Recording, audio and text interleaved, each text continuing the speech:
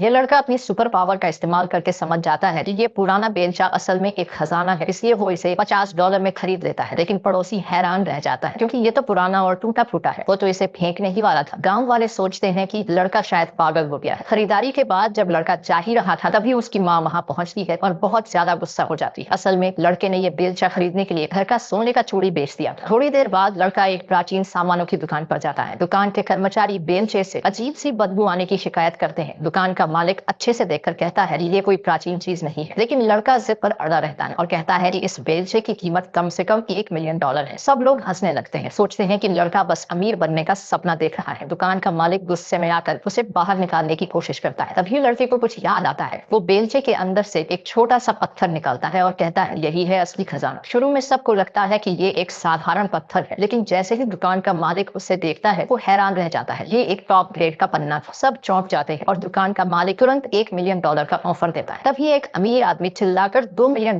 का बोली लगाता है क्योंकि वो सोचता है कि कोई इससे ज्यादा नहीं दे पाएगा। तभी एक महिला सीईओ दुकान में आती है और सीधे $5 मिलियन का ऑफर देती है। लड़का तुरंत मान जाता है, लेकिन फिर वो $10 मिलियन की डील रखता है। वो कहता है कि वो उस सीईओ की कंपनी को $500 मिलियन के नुकसान से बचा सकता है। चारों ओर लोग हंसते हैं, सोचते हैं कि एक आम लड़का इतनी बड़ी बड़ी बातें कर रहा है। फिर वो महिला सीईओ उसे अपने घर पैसे देने के लिए ले जाती है। लड़का सीईओ के पिता के पास जाता है और कहता है कि उसे भविष्य देखने की शक्ति है। वो जानता है कि शेयर मार्केट बहुत जल्द क्रैश होने वाला है, लेकिन बूढ़े को उस पर विश्वास नहीं होता और उसे घर से बाहर निकाल देता है। लड़के के बाहर निकलते ही थोड़ी देर बाद सच में शेयर मार्केट क्रैश हो जाता है और वे लोग $500 मिलियन खो देते हैं।